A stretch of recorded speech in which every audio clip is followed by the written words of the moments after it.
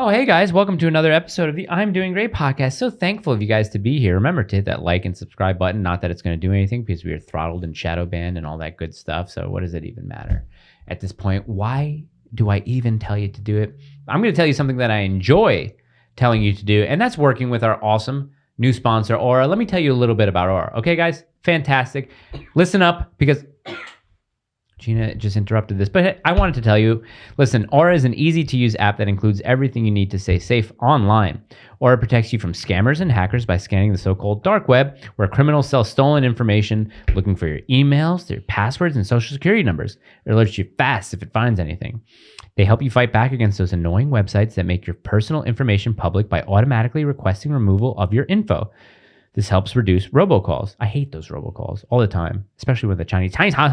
Oh, I hate those. Aura gives you real near-time. Sorry, they don't give you real near-time. They give you near real-time alerts on suspicious credit inquiries, like if someone was opening a loan or credit card in your name. Their VPN allows you to stay anonymous online by keeping your browsing history and personal information safe and encrypted.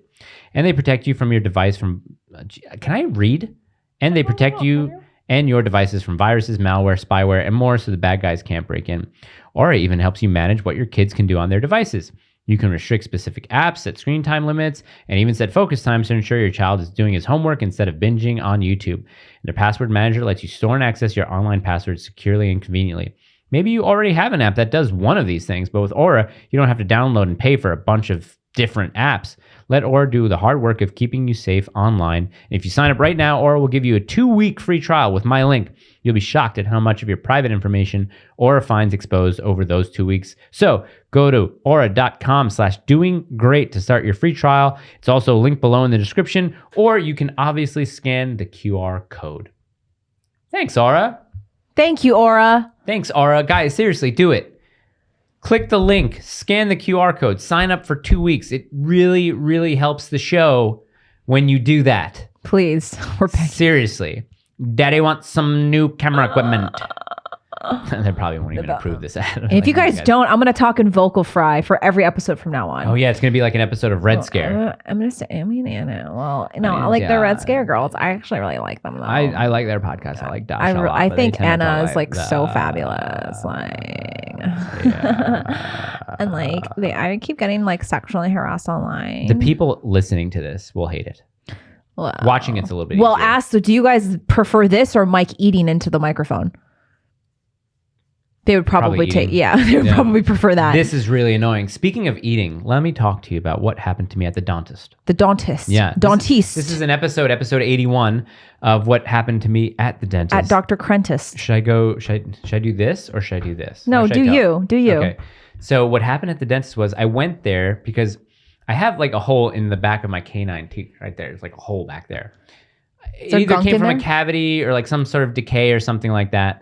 The first cavity in like 33 years. It's not stinky, but it doesn't help.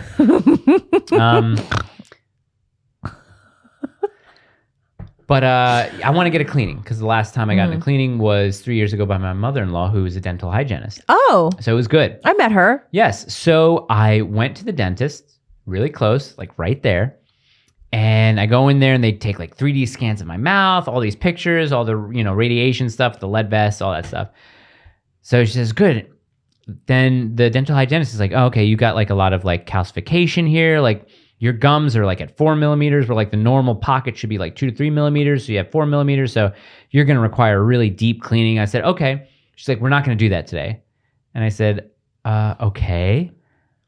Why not? And she's like, well, I would need to numb your mouth. I said, okay, well, I've never really had my mouth numbed before for a cleaning. I've gotten it for the filling or whatever. She's like, yeah, we got to get deep in there though. I said, okay. They look at the hole. They're like, oh, you'll probably need like a root canal and a crown or maybe an extraction. I said, okay. The dentist comes in. This is after almost an hour of getting photos taken. My teeth don't get cleaned at this point. Dentist comes in and he says, okay, yeah, dental cleaning, you'll probably either need 4 visits or 2 visits. If you want to do 2 quadrants on one day and 2 quadrants on the other day. I said, I've always had my teeth cleaned in 1 visit. It's always taken maybe an hour. So that was like a red flag. Second red flag is she says, okay, you're going to need an extraction on this canine tooth and an implant and Invisalign. And I said, Invisalign? What? It's like, why do I need Invisalign? What, like, okay. She says, yeah, you're probably going to need it for about 8 to 12 months. I'm going to start you on that. That's a long time for go Invisalign. up to the front and they'll talk to you about pricing and all that. And I said, so I'm not going to get my teeth cleaned today? They're like, no, you can schedule that. Wait, this is all because of a hole in your tooth? No, well, I wanted to go to the dentist just to get that filling replaced. Okay. Right? Because the filling's no longer there, but I also need to get my teeth cleaned. Teeth cleaning. You should go 6 months to a year. Every 6 months to a year, you should have your teeth cleaned. That's what they say. That's what they say, but the last time I did it was 3 years ago. So I should probably have my teeth cleaned. I don't use fluoride or anything like that. And the dentist said, you don't have any new cavities, which is good. Your teeth look really good. I said, okay, cool. So I looked, the first thing, and I said, I talked to the guy at the front desk because, like the finances, and I'm like, what is this? And he's like, oh, these are the visits for the teeth cleaning. I was like, why? It's like $275 for each visit? And he's like, yeah. I was like, for the tooth cleaning? And he says, yeah. I said, okay. I said, and what's that? He's like, oh, that's the price for the extraction and the implant. I was like, $6,000. And I said, what's that? And he said, that's the Invisalign. That's $5,100 and we require a $1,900 down payment and then we could break it down. And I'm like, what? And I was like, what the fuck is this? I was like, I just want my teeth cleaned. I don't get the Invisalign. They're just trying to shove it on you to make money. Yeah, they're trying to sell it. Yeah. So I called my mother-in-law when I got home. I'm like, Ma, you have to listen to this. And she's like, I'm sorry to say what I'm about to say, but they just raped you. Like they want to rape you. And I said, really? She's like, 100%. She's like, Mike, she's like, when I cleaned your teeth, like your teeth, okay, it was a deep cleaning, but I could do it that day. And I'm surprised they didn't even address like the filling in your mouth that was out. I'm like, no. She's like, Mike, don't go there. You need to find like a private practice, people who've been doing it for a very long time. Like, I think the dentist was younger than me. It was at one of these new type of like chain type of places. Or what was it called? It was called Dental Care at Southcrest, I think. I'm going to leave a horrible review. Because it was just like, I was in there for an hour and a half. All I did was take pictures. They didn't clean my mouth. They didn't address this filling that I had. And like they wanted to charge me like $700 for 2 visits each of a teeth cleaning when it takes a minute. Oh, I see. So yeah, it is. It's almost like the Joint, the chiropractic place. It's kind of like the whole chain. It's like a Jiffy Lube for dentists. Exactly. Right? They try to like, okay, can I get an oil change? Yeah, okay. They come back and they're like, so just this is where your oil levels are, just showing you. And you're like, okay, great, cool. And then they come back 20 minutes later. So it looks like you're going to need, I really do suggest the air filter. You should probably change the air filter. This is what it looks like. It's really gross. Like you don't want to be breathing that in. Also, I noticed that you need your tires rotated. You should probably get your tires rotated. You probably need a new transmission, a new engine. How much is that going to cost?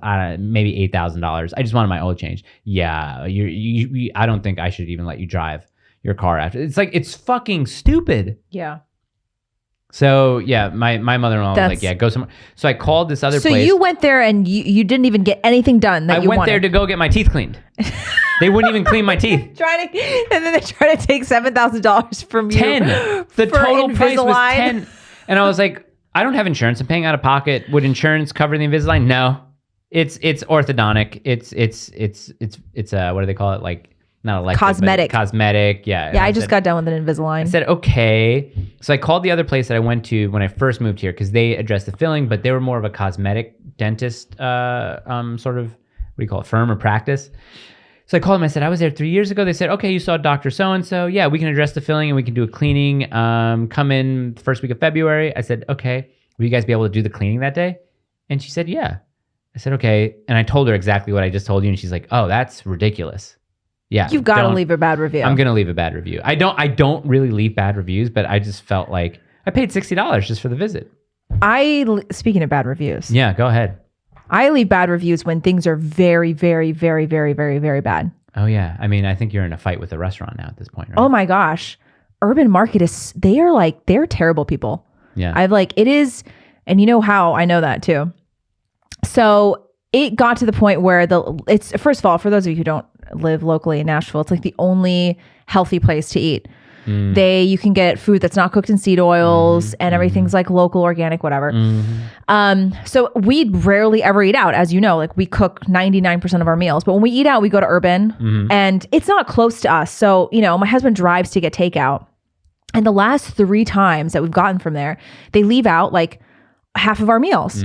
Even though my husband goes to the counter and he's like, can you can you look in front of me and make sure that all the food is there? Because we've had issues before. Right. And they look right there and they say, everything's here. And then they give us a bag and half of the stuff is not there. They literally still owe me money for one dish that I asked them to refund me for, and they never refunded me for it. And so this last time, my food was missing. Half of my daughter's dish was not even there. And every time I call in to ask for a refund, they're like incredibly rude on the phone. If it happens one time, call them now. We should probably call them now. It'd probably be the same. I'm not going to be mean. But every time I call in the last couple of times, they act like you're bothering them on the phone. And I always have it on speakerphone because the last time my parents were over for dinner and I put it on speakerphone. So I'm like, not making this up. Yeah. I'm like, let me show you. Yeah. And both of my parents were appalled. The guy was like so annoyed that I called him, did not even apologize that they left out almost half of our food, and then didn't even refund me for one of the things that he said he was going to. Right.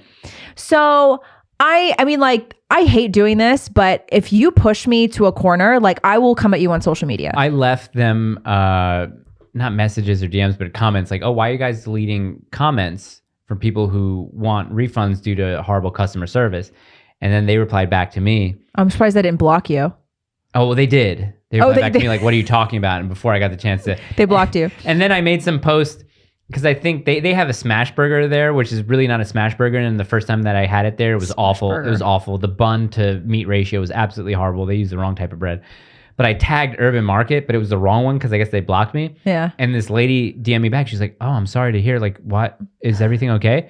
And I said, oh, no. You're the wrong Urban Market. Sorry. And she's like, well, okay. Is there anything I can do? And I said, no, I just said you're the wrong one. I guess I was blocked by the other one.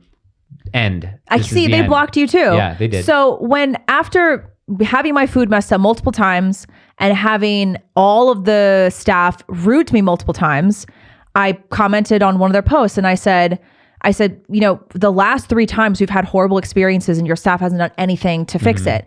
And then there was a girl who commented, a random girl. She said, I just want to say that every time I've been to this restaurant, they've been really rude to me. And she told this detailed story about how like she brought a friend there and the friend asked what Wagyu tri-tip was because they have like Wagyu tri-tip tacos, something like that. And the guy apparently like laughed at her and was like really arrogant about it. Yeah. And then when he thought they weren't looking, he like looked to the other staff member and they like laughed that she didn't know what it was. And so this girl was like horrified at this experience. Yeah. And so she commented and she was like, I can't believe these people act like this. Yeah. And what really gets me about Urban Market is that their whole brand is real family feeding real community members. Like that's their whole shtick, right? Yeah. And then as this girl commented, then Urban Market started chiming in. They were like, oh my gosh, we're so sorry. And both of the girl and I were like, now you're sorry? We air you out publicly and now you're going to come apologize? Like I gave them 3 chances on the phone. And every time I had my husband as a witness or my whole family as a witness, I was really nice. I didn't call and scream and yell. I said, look, guys, this is really disappointing. We come here a lot. Like you left out half of our food, even though you said you checked it. Can we have a refund, please? And they're always rude to me. And so I said to them, I'm like, it should not take a verified person on Instagram to make you respond to something that your staff has done wrong.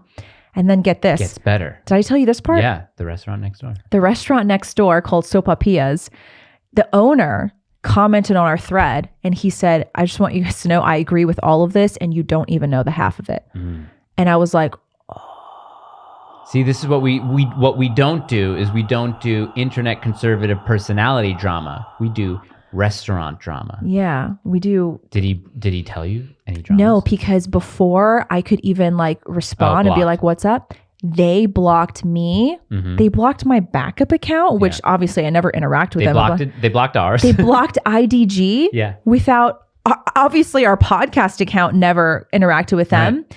And then I went back. Well, you never know because I might do something crazy, but I never did. You never did. Yeah. And then I went on my husband's account and they wiped the entire thread clean. They deleted all of the comments. So that Sopapillas guy, he obviously knows a lot about how horrible Urban Market is. We should talk to them. I'm going to email them for sure because I'm not going to like. Are you going to give this up? Are you done with your refund or are you going to try and get your refund? No, I want my refund back. Like I want my money back. Call them on the phone right now? We probably should, but you know. What's their number? What's their number? No, I'll I don't call want to do them. it now. You I know? don't Okay, want to do it now because I want to like properly record the conversation, and I also want to. Tennessee's a one-party state. I definitely want to ask the Sopapillas owner like what happened because they're obviously terrible people that hide. Oh, you know what they commented at me? They said, "Listen, we just want you to know that we're real people. We're a real family." I was like, "Do you think we're fake? Yeah. Am I a fake family?" Yeah. I responded to them. I said, "We're real people and a real family too. We shouldn't be treated like garbage, right? Just because your staff got something wrong." Arrogance. I'll tell you what. If I saw that guy like laugh at me after I asked a genuine question, I would have said to him, I was like, I just would have been like, in classic my fashion, do you have a fucking problem? I know. What's your fucking problem? That's exactly what I would have said too. Yeah. I feel so bad for that girl because she was like, and she said that when she tried to like call and say something to the manager, they were totally uninterested. And then they deleted the whole thread. I'm like, if you didn't do anything wrong, why are you deleting all the threads? Yeah. Like, why are you deleting comments? The restaurant industry has to know that it's not good to do that. And then I mean, because it's like what they do. Restaurants like this in places like Tennessee, they're just transplants. Like they probably came here for like 5-6 years ago. They came from a coastal city. They realized that there's a hole in the market, right, for a healthy place to eat somewhere in like in Nashville and Franklin. And so they fill that hole, and then they just treat people like garbage because they know that people who want to eat somewhere healthy have nowhere else to go. You liked the food, right? Did you, or were you okay with it? I liked the food. I disliked it, so I have nothing but animosity towards it. Their burger was trash. Okay, I make a better fucking burger than they do. Their smash burger, right? It's garbage. Yeah. A smash burger shouldn't be this fucking thick. It was that thick. It was really thick. Yeah, I remember the last time my husband got it too. Yeah. What did you smash it with? A donut? You just didn't. It didn't smash. You got to smash it with a weight, or with at least like a freaking spatula or something like that. Oh, that's stupid. I just think they blocked you too. Yeah, they blocked me. It's just like, it really pisses me off when people have poor customer service, especially when like it's a local place that claims to be family oriented. That's what really gets me. I'm going to DM you something because I want to talk about this. I just don't want a video of me DMing it to you. Okay. Yeah. Just because this. So if you are listening, and especially if you're local to Nashville, go on Urban Market's Instagram. Their handle is Urban Market 1, but Urban is spelled HERBAN. Market, the number 1. Go on there and ask them why they delete comments from customers who are local, who have had horrific experiences at their restaurant, and they've never done anything to fix it. Ask them why they keep deleting comments from the restaurant owner next door, who obviously has dirt on them. Yeah, you're right. Okay. Ooh, I DM'd this to him. I DM'd it to the wrong guy. Whoops. Okay. GM. Did you DM it to me? Yeah, I did it now. We can pull this up and maybe we can talk about it. Do you have Instagram on your computer? Yeah. Yeah. Can you pull it up? And we'll just use the audio on your computer. Just I need to know what you think about this. Okay.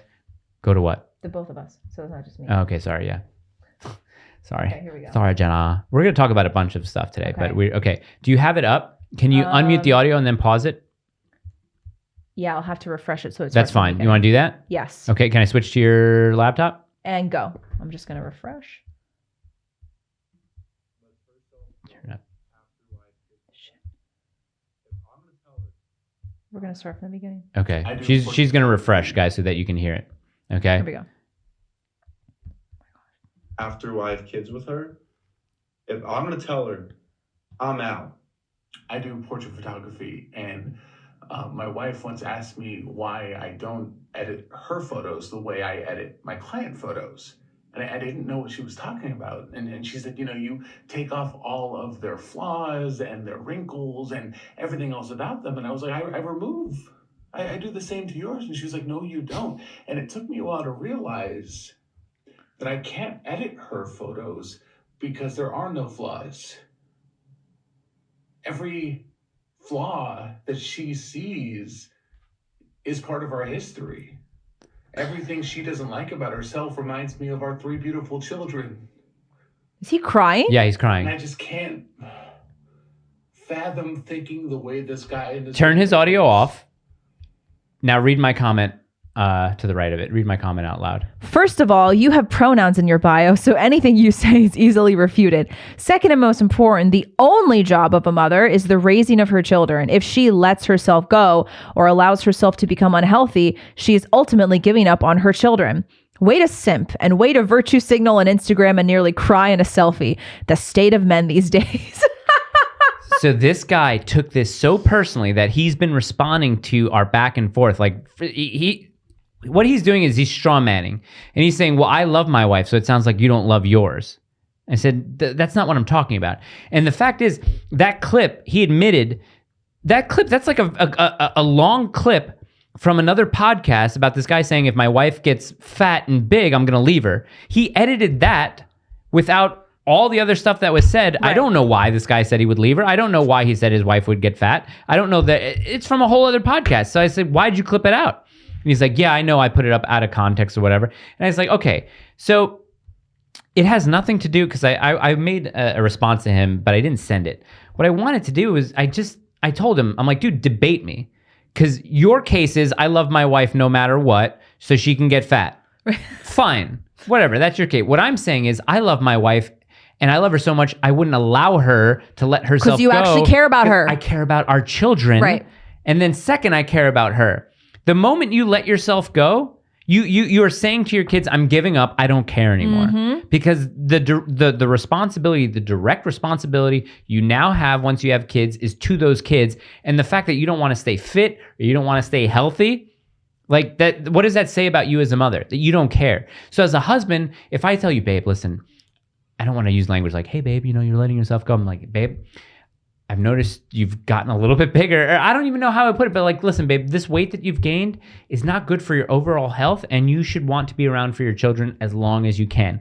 If my wife were to then say, I don't care, or you're judging me because I'm getting fat, like, babe, you're having trouble breathing walking around the house. You know what I mean? Like, I think you should address that. Then, like this guy said in the no context clip, like, yeah, I would get up and I would leave my wife. I would say, babe, I care about these kids more than you do, apparently. So, what about how the wife responded on behalf of him? I don't know. I don't know what she said. She said, I specifically lost weight and got healthier because of my kid. In the best. Oh, no. This isn't the wife. Okay. No. I'm sorry. That was my mistake. This is a comment from one of our people. A real woman. Yes, exactly, Okay. Yes. Okay. Good on you. I thought for a second it was. No. Yes. Yeah. So this guy, like. But can we hold on? The dude is crying on a selfie. Yes. Sav Hernandez and I were talking the other day about, like, number one, if a guy takes a selfie, gay. Yeah. Nope. If a guy cries. Yeah. On camera. Yeah. Ajax had this really good thread where he talked about, like, the men are great specifically because they don't show emotion in public. Yeah. Like, we need men to not show emotion in public. Obviously, there are exceptions, like funerals, weddings, baptisms, stuff like that. Obviously, okay. Right. But this shit, that's no good. This is not good for men. His name, you guys saw it in the video, but his name is like Speech Pro Photo or something like that. He won't debate me because I'm not in good faith, according to him. Because I've called him gay a couple of times. I'm like, dude, you're just so gay. Like, clearly we don't agree. Pronouns in the bio. But the thing is, though, is that I want to debate you on why you think it's okay for your wife to gain weight and let herself go. Because that's what you're saying. You're saying you think it's okay for her to do that. I'm saying it's not okay. So debate me on that. Don't debate me on who loves his wife more. That's not what the debate is. It's exactly right. Can I segue into a comment that was on our video? Yeah. When I talked about the toxic femininity girl at the gym who was trying to ruin that guy's life for glancing in her direction. Yeah. I talked about toxic femininity and how it's fueled by social media. Someone commented and they asked, hold on a second. Or no, you texted it to me. I texted it to you. Yeah. And and the guy basically asked, he said, I completely agree with most everything in this video, but if there is toxic femininity, then doesn't that concede the fact that toxic masculinity exists? And the answer to that is, of course, toxic masculinity exists. Mm-hmm. Not just one gender is toxic or can be toxic. Of course, there's such thing as toxic masculinity. However, toxic masculinity is not what mainstream society tells you is toxic masculinity. Mm-hmm. This is toxic masculinity. Yes. This, male feminists, the guys who are pro-abortion, the guys who say they're LGBT allies, the guys who say that their wife can be 300 pounds and they'll still love them. Yes. This is toxic masculinity. Do you know why? Because what are men supposed to do? Protect and provide, right? But when you look at protecting from a toxic point of view, you protect in order to make yourself seem like you're such this great, good person. Yeah. And so that's why you act like you're a male feminist, Right. No, because you awful. want to act like you're this hero, right? That's the toxic masculine version Yes. of what it means to be masculine. 100%. So the answer to your question, whoever commented that, and they commented in good faith, I don't want them to think I'm like attacking the question. It was a Right. good question. Yes. But my answer is that this is toxic masculinity. Yeah. Toxic masculinity is not a guy showing their 5-year-old son how to use a gun. Toxic masculinity is not guys fighting on the street. I mean, Toxic masculinity is a guy who allows his son to dress up in drag and call himself a girl. That's what toxic masculinity and then is. wears the dress to Disney Right, World. exactly, Like, if you yeah. want to dress in a princess, honey, so will I. Well, That's toxic here's another masculinity. thing that I hate. I absolutely hate this. And this guy, I don't know if this guy brought this up, but someone else brought it up, I think, in the thread. The thing about painting your nails as a guy or as a father. Here's the thing. I would not allow my daughter to paint my nails. And I'll tell you why. Because men and women are different. And I want to teach her that men and women are different. Men do not paint their nails. It's not a normal thing that men do. Okay? I don't care how masculine you are. This guy like compared himself to The Rock. He's like, The Rock lets his daughter paint his nails. I was like, are you comparing yourself to The Rock, to Dwayne Johnson right now, dude? Because wow, the ego you have. But what I would say to my daughter, if she's like, Dad, can I paint your nails? I'm like, nah, honey, maybe you can practice on your toes or something like that, or go ask mommy. And if she asks, why, Daddy, why can't I paint your nails? I would sit her down and I'd say, well, babe, men and women are different, and men, they don't paint their nails. Men do other things. Mm-hmm. And if she has more questions, I'd be sure to, answer them as best as I could. And I would say to her, maybe mommy has a better idea why women paint their nails. Mm-hmm. Maybe they do it to look pretty. I think your nails look pretty when you paint them. So Daddy's nails don't need to be painted. Bub. Mm-hmm. I still love you. Let's do something else. Let's do something else. Let's go paint a picture maybe, but not Daddy's nails. Right.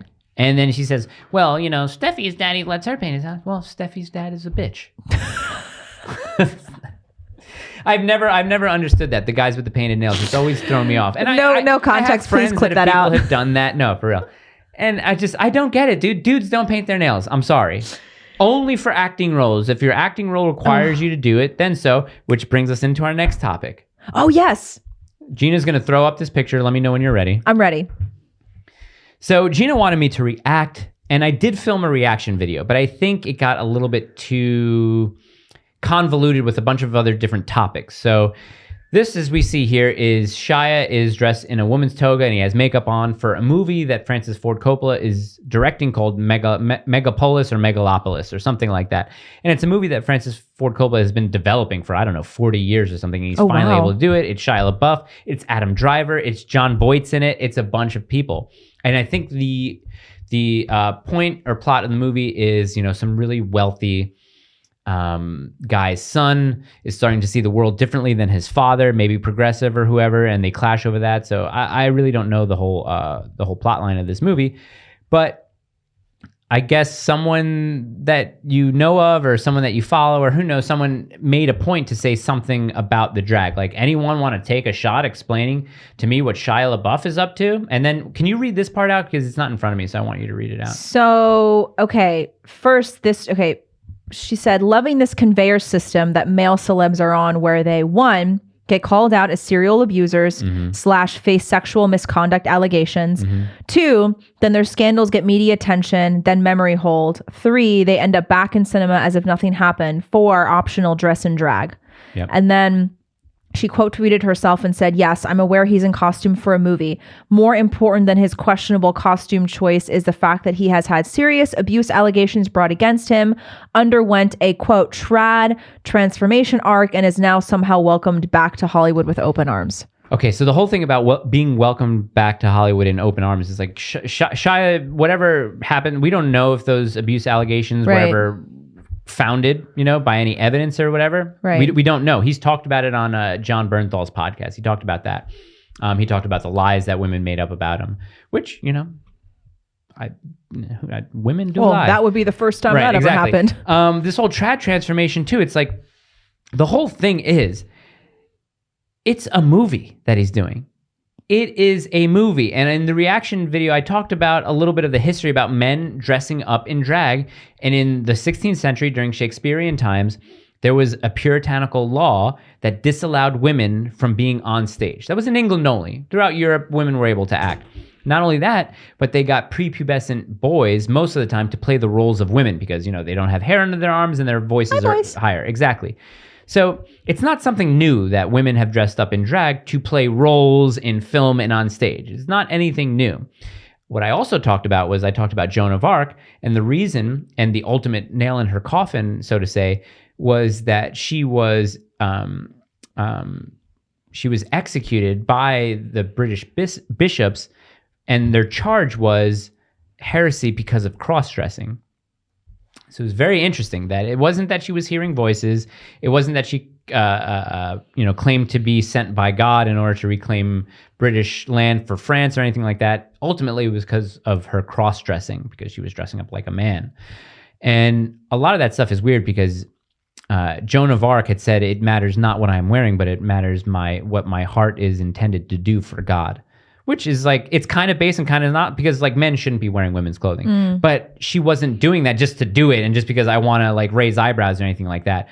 And St. Thomas Aquinas wrote in the Summa that it is permissible to cross-dress if it helps preserve your life, if you are trying to evade enemies.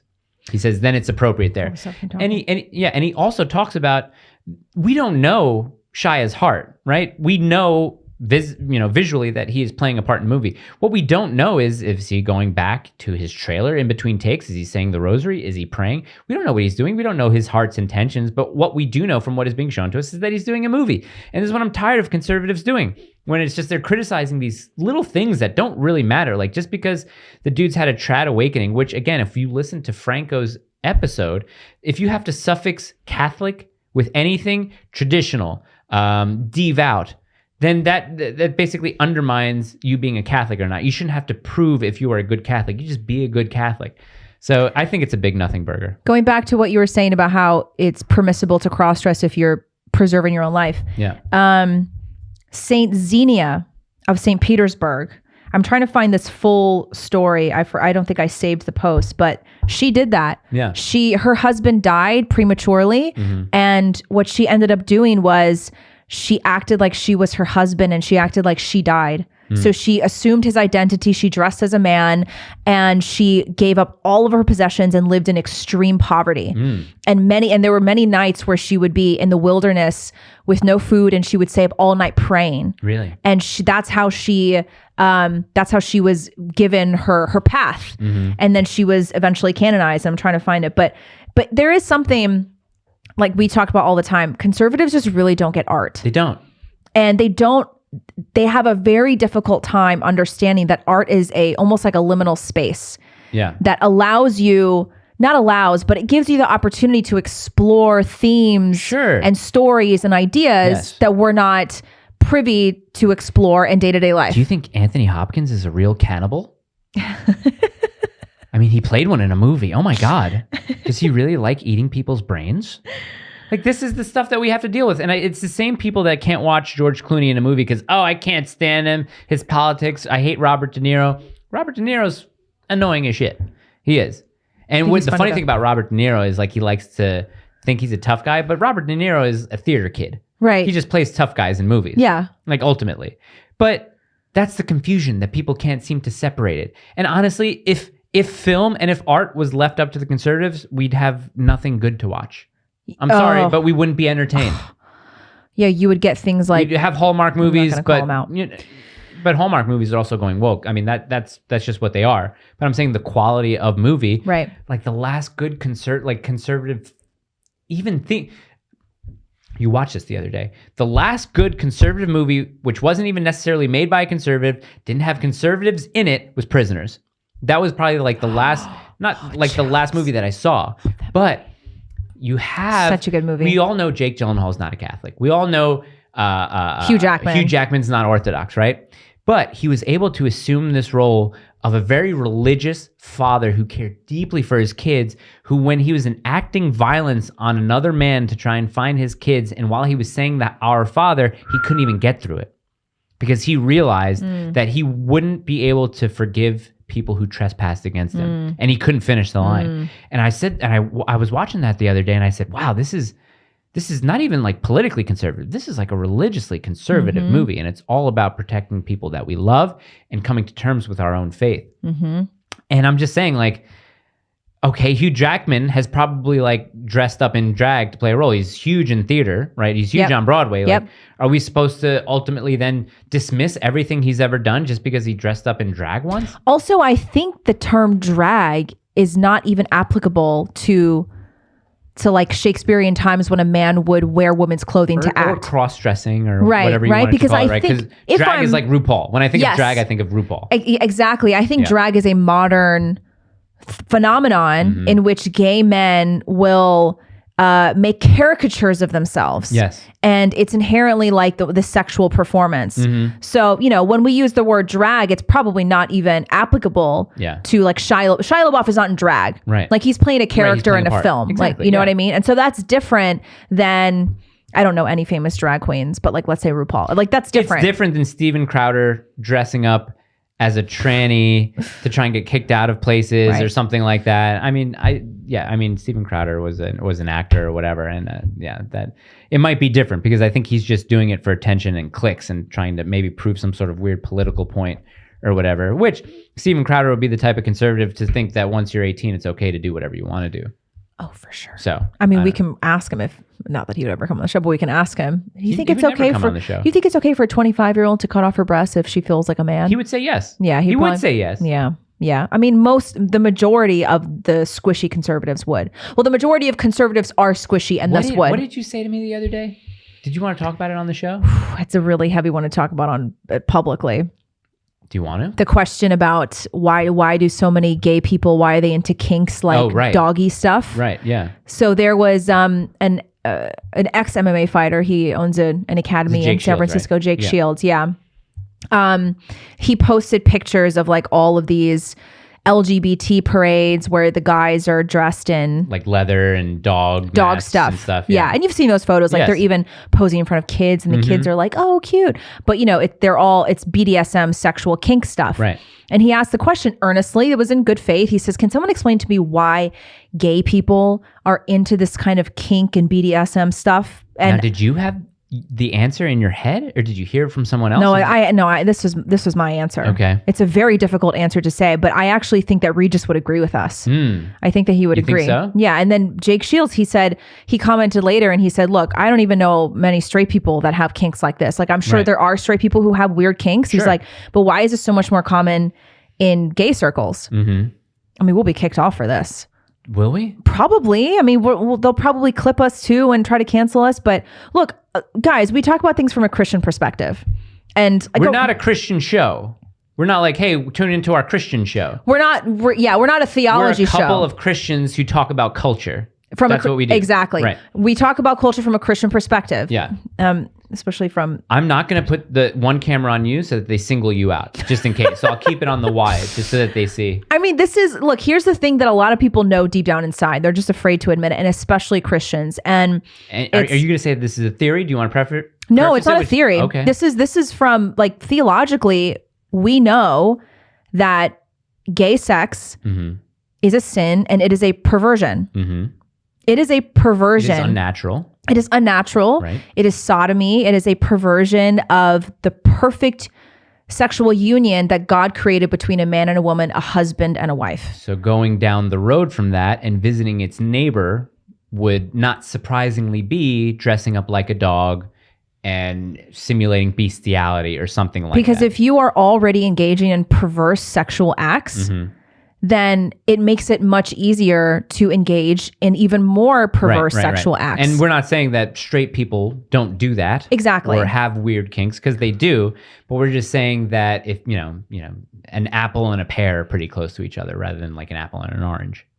Maybe. Or like an apple and a cucumber, or like an apple and a sweet potato. Right. I get what you're saying. Yeah. You know what I'm saying, right. But it's like, but the whole point is that there are two categories. There is sex that is sanctioned appropriate by God, and there is sex that is sanctioned as perverse by God. Okay. Under, as we know from the teachings of the Bible and from the authority of the church. Yes. We know that, right? So this is why progressive Christians who claim that being gay is okay and God made you this way, we know that's theologically unsound. Right. It is wrong. It is against the teachings of the church and against the Bible.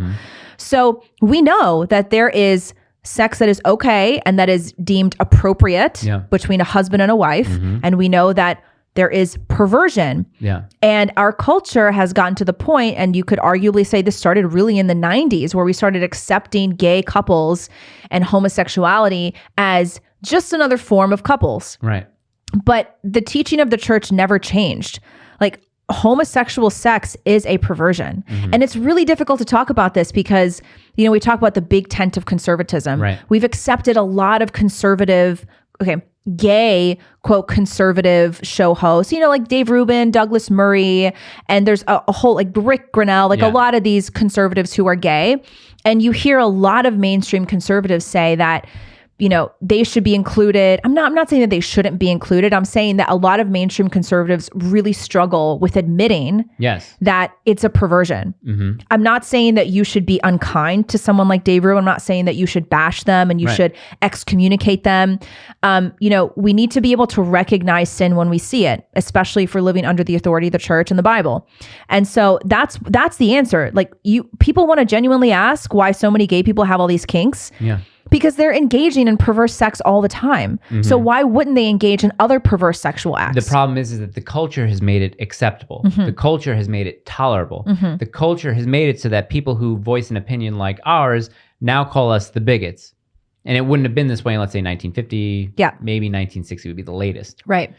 So it's just a very weird thing. And I'm always called back to the Groyper Wars when they approached Rob Smith and they asked Charlie, they said, do you think this is appropriate for the conservative, let's say, tent or for the conservative movement? Anal sex. They use the term anal sex. Exactly. So, and I struggle with this constantly too, because I always say to myself, like, I know gay people. We have friends who are gay. And we appropriately love them and we are appropriately kind to them. But it's also not a thing of, whenever I see this person, am I just going to constantly hammer the idea, what you're doing, you're engaged in sin all the time. And if you don't admit to that, and if you don't repent to that, you're going to hell. Do I want to do that to that person? Do I want to be that guy? I may think it. And I don't know if I want to try and evangelize that person. But at the same time, I'm saying I would want a person, or at least the group, to acknowledge what they're doing is wrong. Like, they know that it's wrong. Like Christopher Yuan knows it's wrong, doesn't act on the urges, can't help who he's compelled to be attracted to, but he doesn't act on the urges. Is that better? Is that closer to what we may deem as acceptable? Or that's the one thing that I've been struggling with. It's like, how do I approach someone who engages in homosexual behavior? And, you know, I don't know. I know. It's tough. It's tough. It's difficult. And it brings me back to what Fick said in one of his live streams a while ago when the whole Don't Say Gay bill was being discussed in Florida. And a lot of conservatives were saying, look, we're not saying that you should only not talk about gay sex in school. We're just saying that you shouldn't talk about any sex in school. And Fick was like, why? Yeah.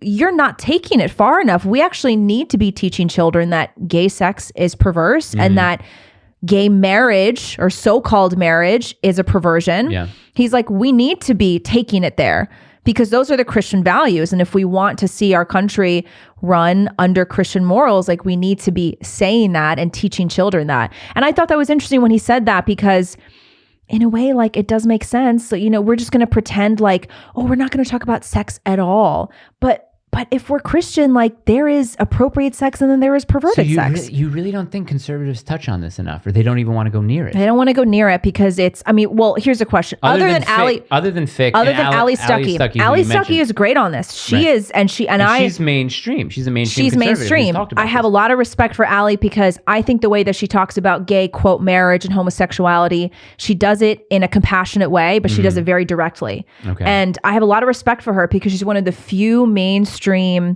conservative show hosts that has the guts to talk about it from a Christian perspective. Yeah, she's Protestant, okay, but she talks about it from a Christian perspective. And I really appreciate that about her. But I honestly, and correct me in the comments if I'm wrong, but I don't know of any other mainstream conservative talk show hosts who have the guts to say that as Christians, we believe that gay sex is perverted and we believe that it is sodomy. We believe that it is wrong. But I mean, that's something that, like, your local black pastor at a Baptist church would say openly. Well, blacks are like notoriously homophobic. So yeah. Oh, okay. Yeah. I mean, blacks are like, they're great like that. I was talking to Bryson, where he's from in High Point, North Carolina. He was like, they use the word fag all the time. He was really? like, if you're gay, they'll make fun of you forever. Like it's not in most black communities, which is why it's so funny. You see these pockets of like elite liberals where they're talking about, well, people of color, they're more accepting or whatever. No, black people are like statistically homophobic. Really? Yeah. Yeah. Like and even Candace talks about this too. People as well. Yeah.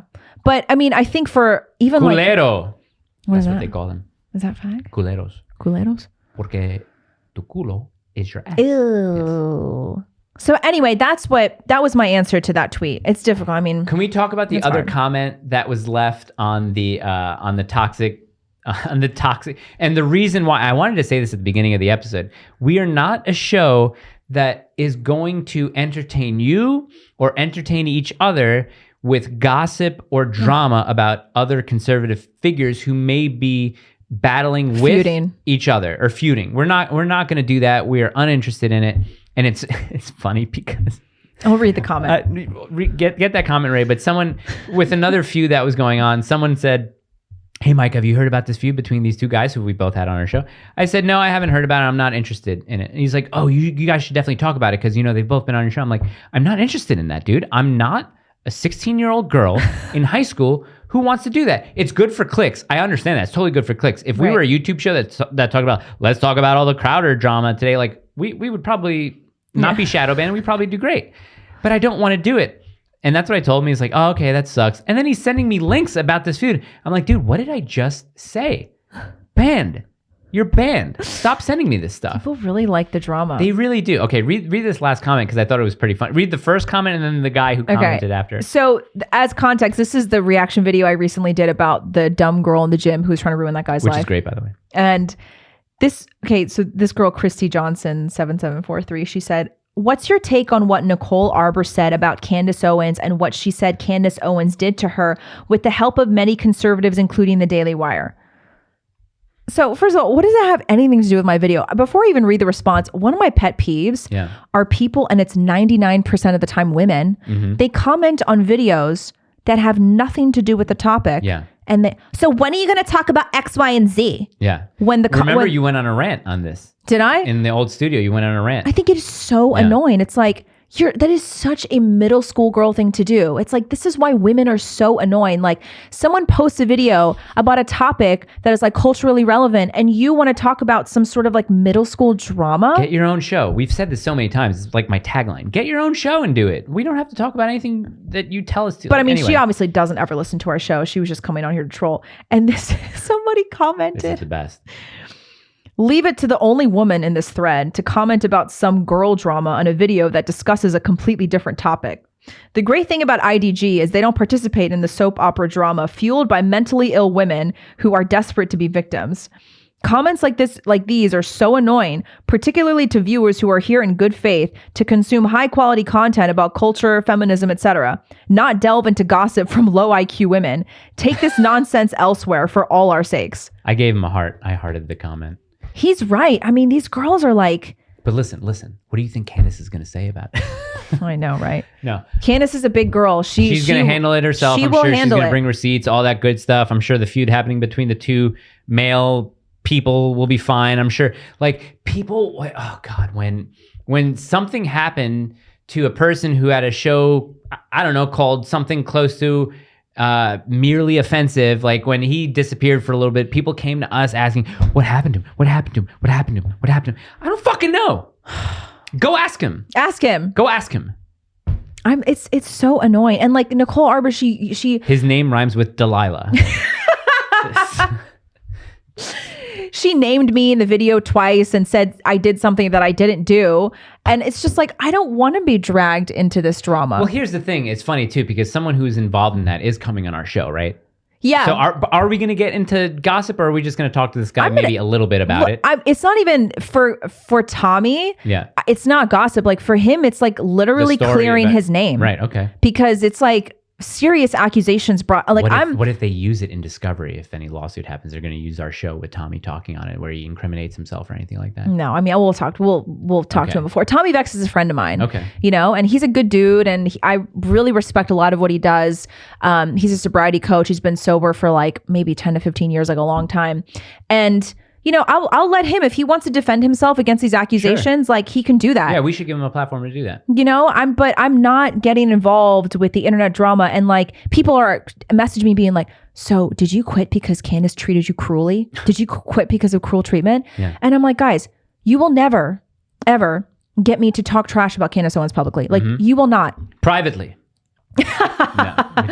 No, like, obviously, period. Like, you're not going to get me to do it. I'm not going to DM you secret things. I'm not going to get on a show and try to trash talk her. No, Candace and her husband were always good to me. That's it. Same, period. same. Done. I like Candace a lot. She's one. I was there with her. I was with her a week ago, week and a half ago. I did some family portraits. Yeah. It was awesome. She's awesome. And I mean, I would love for her to come on the show. We don't know if she would ever come on the show just, while she's with Daily Wire, because we know how Daily Wire operates. And I'm not saying that they own Candace, because Candace would fight back on that a little bit. Like, they don't own me, they're not going to tell me who I can speak to. And, but just, we know it's probably not, the best move if, she comes on our show or whatever. I don't know. But I got nothing but love for Candace, which is why I appreciate the way she handles things. Because, like, we wouldn't need to stick up for her with this whole Nicole Arbor stuff. Like, she'll handle herself. She is a big girl. And trust me, let me just say, like, she has all of the information on her side. Like, and she'll stick up for herself. She's awesome. We argued about pit bulls. Oh, yeah. How did that go? It went fine, because I guess this is after the paywall stuff on Daily Wire. She went on a little bit of a pit bull rant. And she was just talking about, one of the reasons, like, when I'm walking with my kids alone and I have a gun on me is because of loose pit bulls. And I say, I get that. You don't want a pit bull that you don't know running up to your kids while you're walking them or while you're out, playing with them, and have a pit bull maul your kid. But I was onto her more like it's a knowledge, education, and it's an ignorance about these animals that people aren't aware of. And she's like, I don't think anyone with small kids should have a pit bull. And I'm like, I probably agree with you on 99.5% of all cases, unless, you're living on a farm or you're living on a lot of land and you have dogs who protect the land, who work on the land, and you happen to have kids. Like, I would probably argue for that. But yeah, if you're living in an urban area, probably don't have an apartment building. building? Yeah, exactly. Yeah, it would be dumb to have people. And we went back and forth a little bit on that. I would love to have her on the show to talk about it. Yeah. But here's something that we can probably end on this. I think we should not employ, but we should ask the nation about SEO stuff. Oh, yeah. It's a good question. Because, guys, when I say that we're throttled and that we're shadow banned, I think the other day I posted a reel on Instagram and it got like 2,000 views. Normally, I've been seeing a lot. It gets 600, 700. We have almost 10,000 followers. So 2,000 seemed good. That seemed right, about 20%. On YouTube, though, I looked up some analytics, and on YouTube over the last 3 months, we've only had an addition of about 700 subscribers, a little bit more. Over the last 365 days, when we first started the show, we've gained, 22,000 subscribers or something like that? And obviously, when we had people like Elijah, John, Nick, Gavin, guests, that subscriber count would be, boosted forward. But it's weird because even Jay Dyer, like, the panel did well as far as views, but like our subscriber number is like stagnant. It is. So I'm wondering, guys, in the comments, if you can help with any sort of SEO tips that is it the way that we're titling videos? Should we be using hashtags? Should we be working on our thumbnails? Are our thumbnails okay? Like, I know Adriano's doing a really good job on your React thumbnails. I kind of want him to do mine. So it's just like, because that's like, I'm bummed about the subscriber rate not going up as I feel like it should be. I know. We hit a plateau. Yeah. I feel like it happened, honestly, the middle of last year. Yeah, or like September. So? Yeah, for sure. I feel like since September-ish. It's the last 3 months, yeah. Yeah. Well, they're going to monetize shorts starting February 1st, so we got to hit the shorts up, and we can't let up on that. So yeah, I have 4 more to post. I'll post one. What's the best time? Let's wait till February 1st to start really posting the shorts. We'll start getting back into the shorts game. But yeah, anyone who knows anything about SEO, please leave us some tips. Or just, the best way to grow YouTube in general. And it's kind of weird that we're asking our audience how to do this, because they do help us grow. Go to sonorandefense.com. They're one of our sponsors, but we talk more about them on our .tv show. So go to .tv. There's probably a link in the description if YouTube doesn't take it off. But use our code GREAT to let them know that you want to watch us, and we get money every new subscriber that we get on .tv. So yeah, you should also watch that show because we just filmed it before this one. Yes. It's good. It's our strictly advice and question answering show. It's fun. It's a fun show. People send us some serious questions about their lives. Really? Real. I don't know what it is about us that screams qualified, but here we are. We're approachable people. We've had lives and we're still living them. I told Carly, I was like, you got to divorce me and find another husband. I can't even afford like this freaking dentist is like $10,000. Well, because it's $10,000. She said, well, that's going to be weird. What are we going to do? I'm going to tell people that I divorced you because your dentist invoice because your dentist raped you. Oh, they'll clip that one out. Yeah. I thought it was funny. I was like, oh, wait. Because they even said, they're like, you're going to see a big number. Don't get really upset. I was just like, I've never paid. It's great having dental insurance because I think like the copay on, getting my teeth cleaned was like $10, if that. That's nice. But I asked the other people, I said, how much would you, where's the cleaning start? They say, oh, probably like $110. Are dentists a psyop? No, you need your teeth.